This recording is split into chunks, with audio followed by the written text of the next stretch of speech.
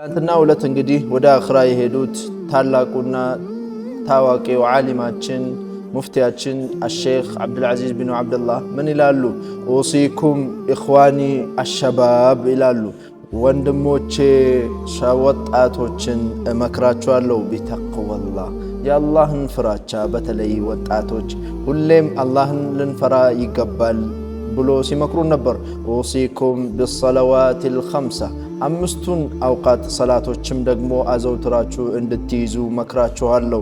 ወልዒናየቲ ቢሃ ወልሙሓፈዘቲ ዐለይሃ ጀማዓተን ፊል መስጂድ ሁሌም መስጂድ ተመላልሳችሁ ከጀማዓ ጋር ተመላልሳችሁ እንድትሰግዱ ጀማዓን አጥብቃችሁ እንድትይዙ ኡሲኩም ኢኽዋን ሸባብ ሙስሊም ወንድሞቼ እህቶቼ ሁላችሁንም ይሄን ምክሬ መክራችኋለሁ ሲሉ ነበር ሼኻችን።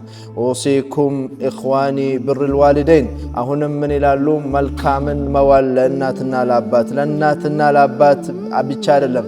ስለቱ ብር አቢኩም ብሩል አቢ ወልኡም የእናትና የአባት ቤተሰቦች የእናትና የአባት ዘመድ አዝማዶችም ጋር መልካምን መዋል ወልኢሕሳን ኢለይሂማ መልካምነትን ለነሱ መዋልን እነሱንም መኻደምን መክራቸዋለሁ።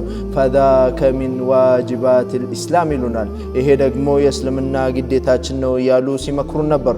ኡሲኩም ቢረሕመቲ ኢኽዋኒኩም ወንድሞቻችሁን ለሁሉም ወንድማሞች ደግሞ እንድትተዛዘኑ ወጂራኒኩም ለጎረቤታችሁ ወስለቲ አርሓሚኩም ደግሞ ከዝምድናንም ደግሞ እንድትቀጥሉ መክራችኋለሁ ይሉናል። አላህ በእነሱ ምክር የምንጠቀም ሰዎች አላህ ያድርገን።